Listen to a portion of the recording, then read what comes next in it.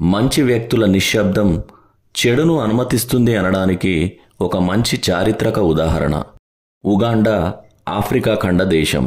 Uganda దివంగత అధ్యక్షుడు ED Amin ఒక నియంత. ఇతడు 1971 నుండి 79 వరకు మిలిటరీ పరిపాలన చేశాడు. తన పదవీ కాలంలో ఈయన ఉగాండా పేరును తన పేరుతో ఉండేట్టుగా ఈడీగా మార్చాలని కోరుకున్నాడు.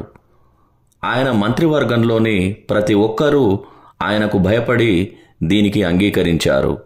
కానీ వాల్యముంగు అనే ఒక వ్యక్తి అతని నిర్ణయాన్ని వ్యతిరేకించాడు. అతను ఈడీ అమీన్తో, మీకు సైప్రస్ అనే దేశం తెలుసా అని అడిగాడు. ఈడీ అమీన్ అతనితో, ఉగాండా ఈడీగా మార్చడానికి సైప్రస్కు సంబంధం ఏమిటి అని అడిగాడు.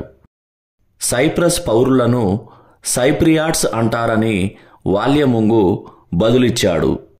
మనం ఉగాండా పేరును ఈడీగా మార్చుకుంటే ఉగాండా వాసులందరినీ ఈడియట్స్ అంటారని, దాంతో మొత్తం ప్రపంచం మనల్ని మూర్ఖులని పిలుస్తుందని అతడంటాడు.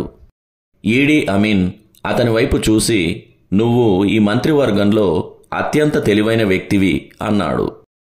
ఆ విధంగా ఆ దేశం పేరు ఉగాండాగా నేటికీ అలాగే ఉంది.